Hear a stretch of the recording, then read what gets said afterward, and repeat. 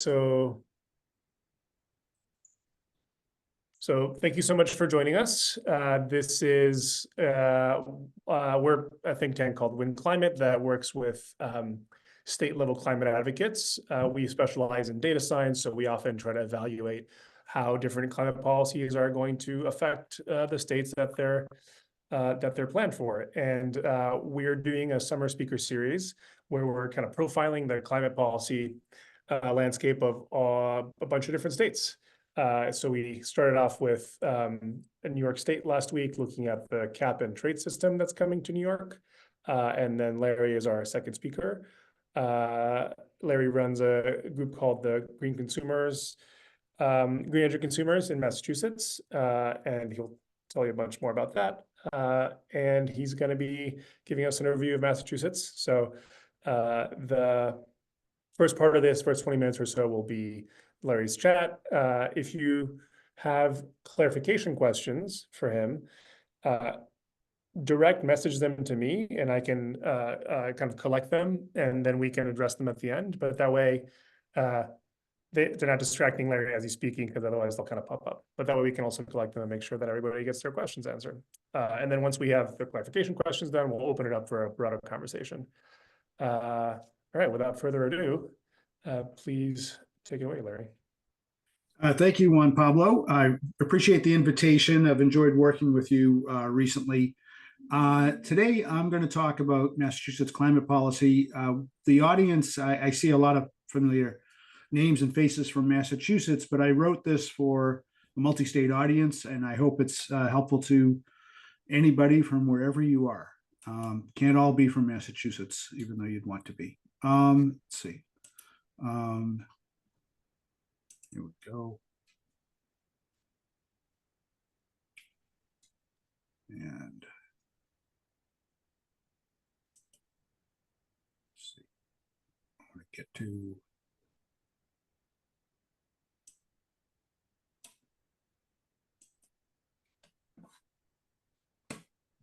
view, reading view. Here we go. This, there we go. So Massachusetts climate policy. Thank you all for canceling your vacation so you could be part of this. It's going to be worth it.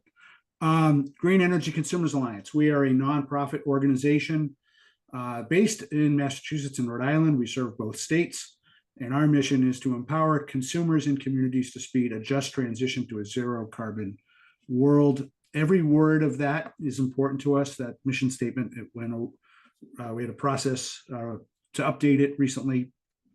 And we have been around since 1982. I've been the director since for 25 years. So the first thing to say is Massachusetts has a binding law. Other states do. We were one of the first, if not the first. Back in 2008, the Global Warming Solutions Act said that by 1990 we had to be net zero. And there have been subsequent amendments to the Global Warming Solutions Act. And with the amendments, we now have binding commitments. By 2030, we have to reduce emissions 50% from the 1990 baseline.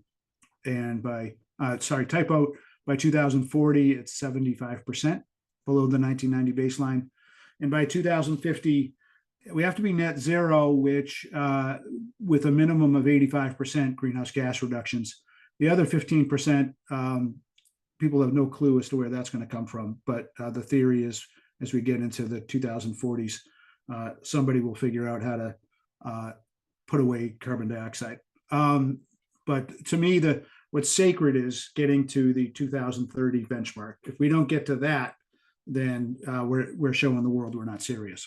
And by binding, what I mean to say is that the Commonwealth can be sued if we fail to meet these numbers. And that can go to court and require and force the administration to take action.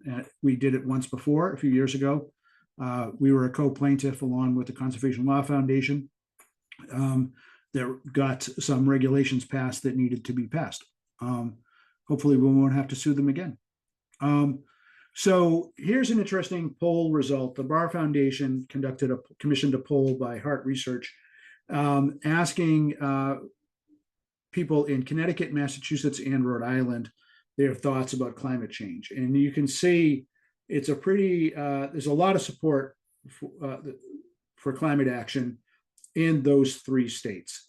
And I think the same for New York and maybe for some of the other states that are represented on this call. But I just want to point out, Massachusetts has seems to have a higher degree of concern about the climate change. Interesting to note. To me, what that means is it raises the bar for why we have to get things done. The Global Warming Solutions Act is not self-executing. It says that the numbers have to be hit, but it doesn't really specify how. So now we've got to look at these numbers and say, well, Massachusetts has to step up. And another point I would make is that 63% you say it's serious and 18% says it's somewhat serious? Is that because the people in Massachusetts are that much smarter or more concerned about the world than Connecticut and Rhode Island? I don't know. Or is it because the politicians are leading more than in the other states? My guess is that there's some reverberation there between the politicians and the public. But Rhode Island and Connecticut, very strong numbers. Now, unfortunately, things are not going in the right direction.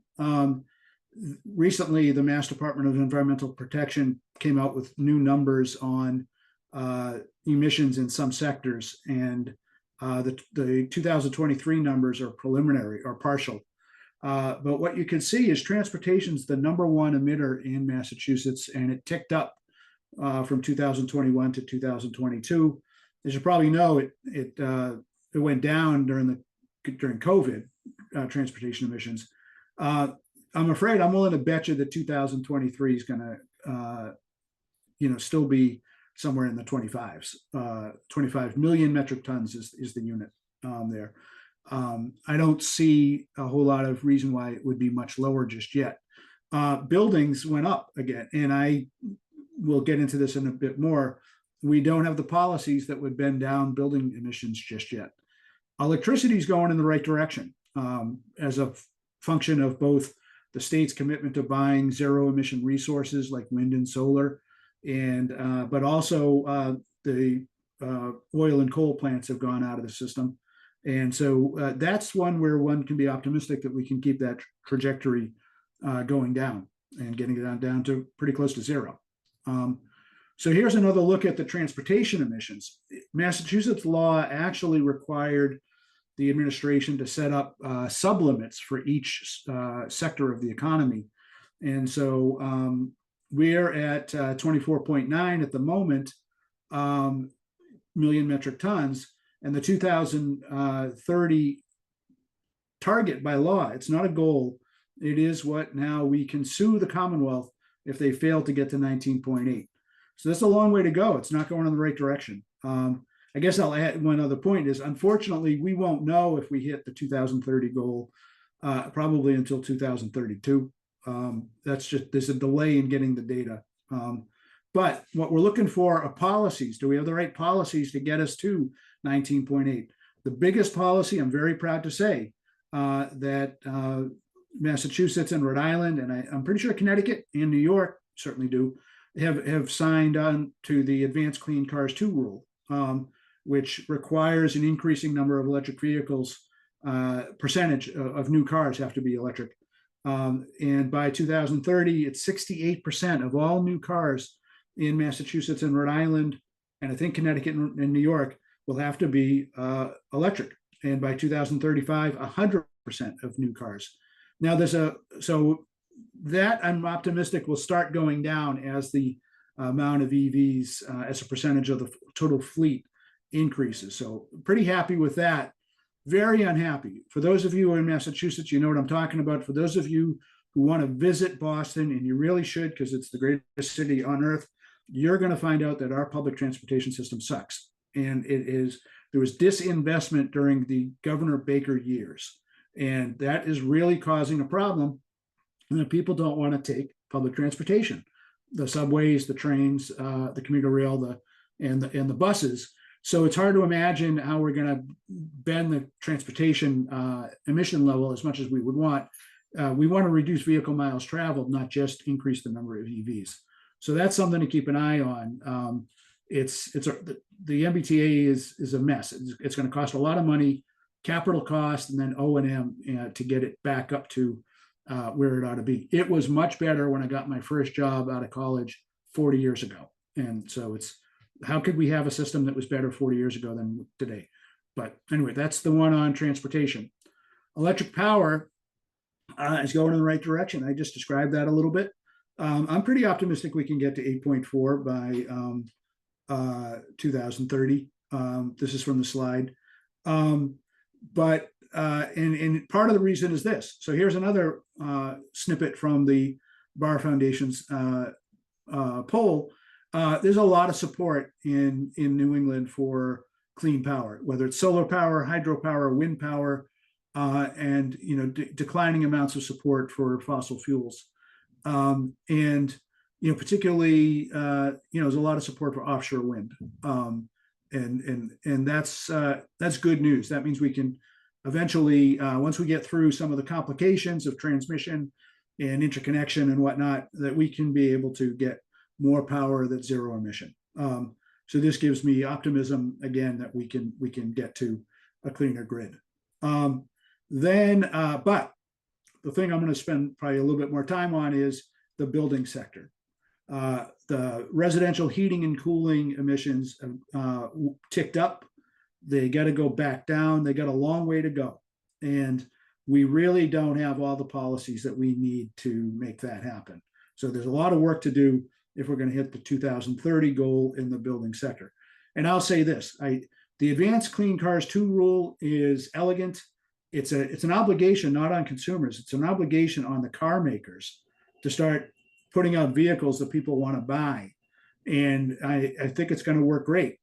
The electricity grid is going to get cleaner because it's an obligation we put on the generators of power. And then consumers will consume that cleaner power. That's why the renewable portfolio standards in all these states have worked pretty well over the years. But we have work to do with residential heating and cooling. We need to have good policies in place, but we also have to incentivize and motivate and educate everybody to go to a heat pump in their own home or business. So it's harder work, isn't it, than just telling a few car makers what to do.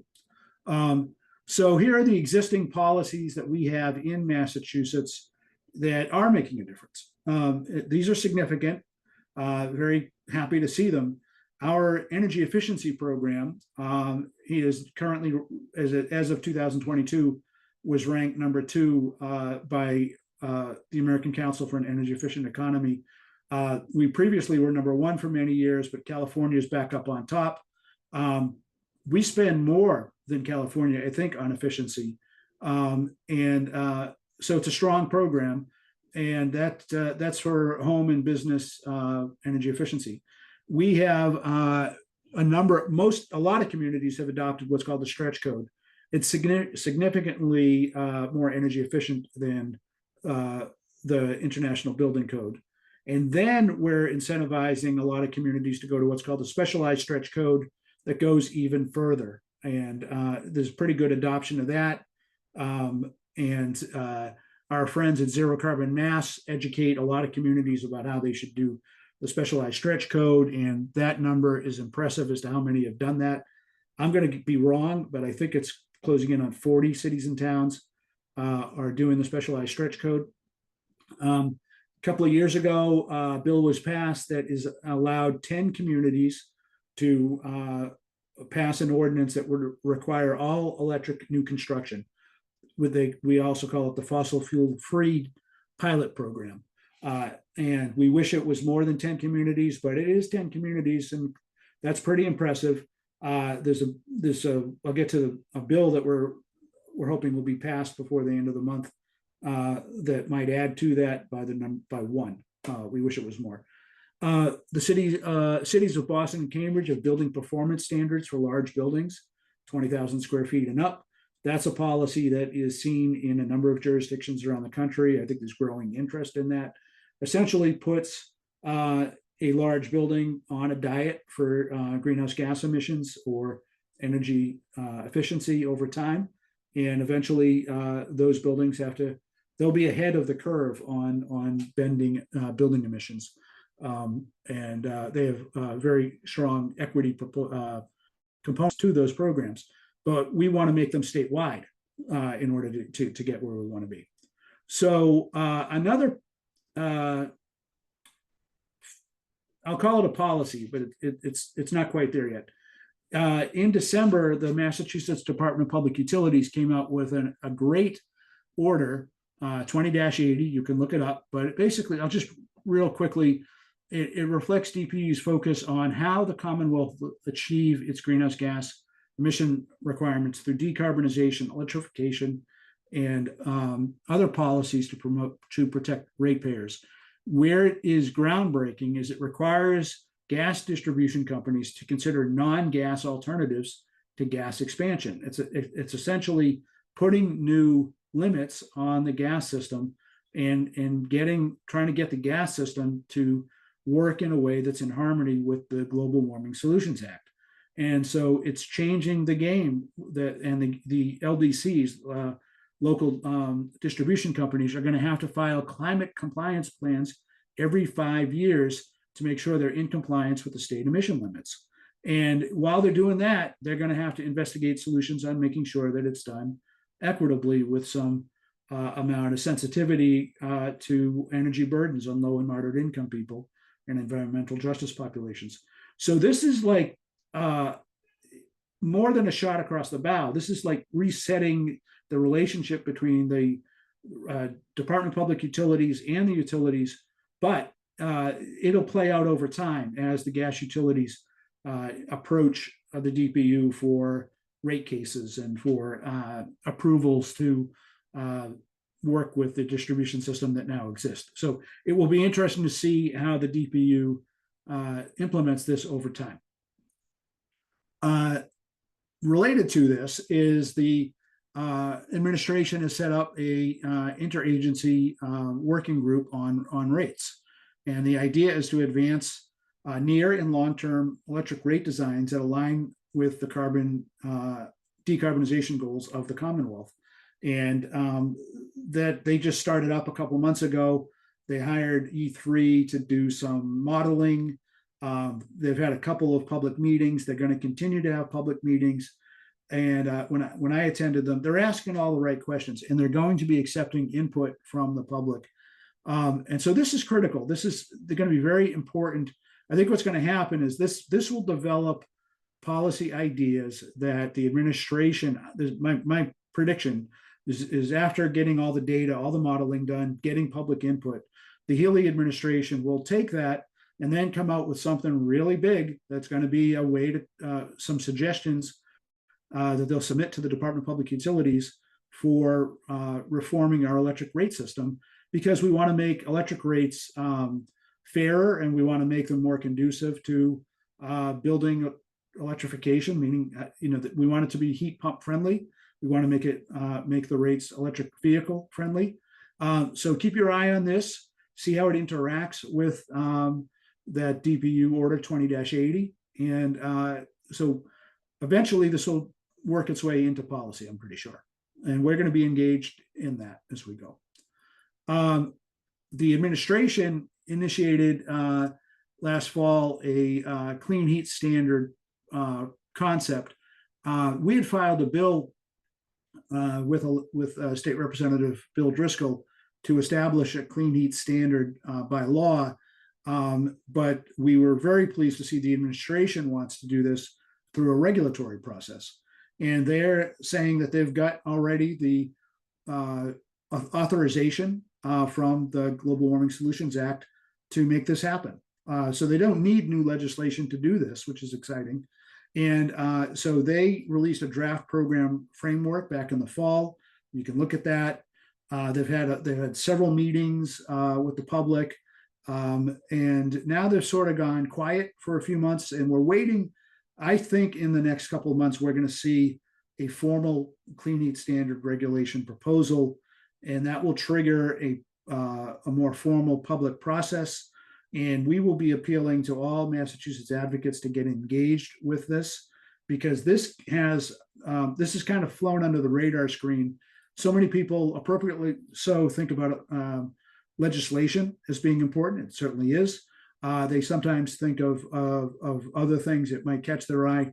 The clean heat standard is really wonky, but this is what we need to drive decarbonization in the building sector. And the idea behind it, in our viewpoint, is it should be an obligation on those who deliver fossil fuels, the gas utilities, heating oil companies, and propane companies to deliver clean heat services, which we consider to be mainly about electrification.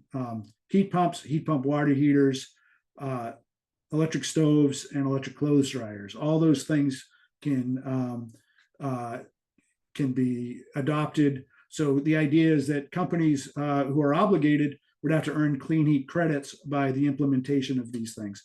And so that will be, you can call it what you want, but it's a form of carbon pricing. It's essentially going to move, create a transition from fossil fuels to electrification. DEP, it's very complicated stuff. DEP has been looking at what Vermont's legislation is. Colorado has such a standard on gas utilities. Some other states are looking at this. And we're going to help try to see if we can impact the final regulation to make it as effective and as equitable as possible. Very glad DEP right from the start has in there a Justice 40 provision that says 40% of the clean heat services should go to the benefit of low and moderate income ratepayers, and we think that's great. So this is a really big policy, and there's no one policy that's going to get it all done. But this could be the biggest, most impactful. So we're focusing a lot on this one. Our legislative session ends July 31st of this month, and we are hoping that there will be provisions in that bill that further regulate gas utilities. The House has not been very supportive of that idea. The Senate has been.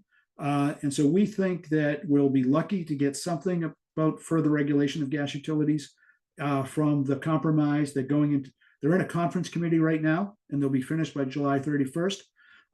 But we will be back in 2025 with legislative ideas that would go further. As much as we love the Department of Public Utilities order for 20-80, legislation would be called for.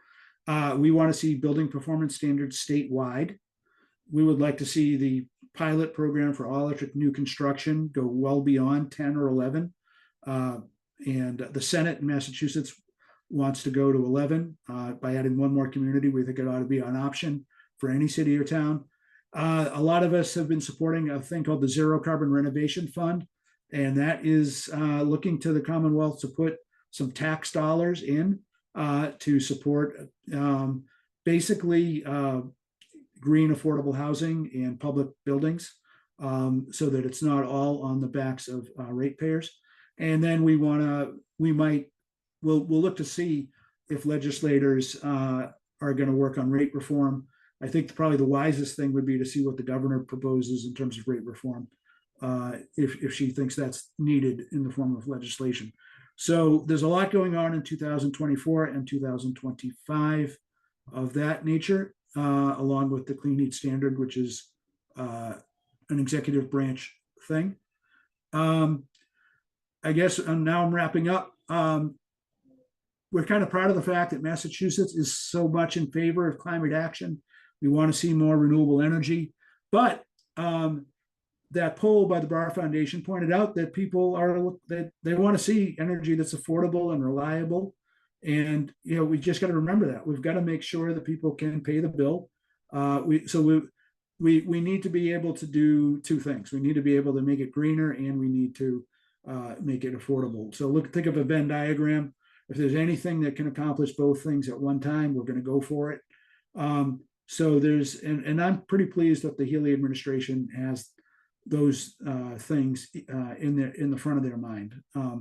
You know, I'm not too concerned about energy being priced out of the market for me as a middle class person. I'm concerned about low and moderate income people, and I think that's where most people are thinking. But I'll also add that if we don't care about affordability and reliability, we're going to lose the public support over time. So we need to show people that we're doing everything we can. And again, there's no one policy. You know, to make this happen, we need a lot of different tools in play. That's my presentation, and that's my contact information. We write blogs quite often. If you want to look at blogs where we talk about some of the things I've said today and others. So Juan Pablo, thank you for that, and we can take questions or open discussion, whatever you prefer. All right, so let's stop the recording.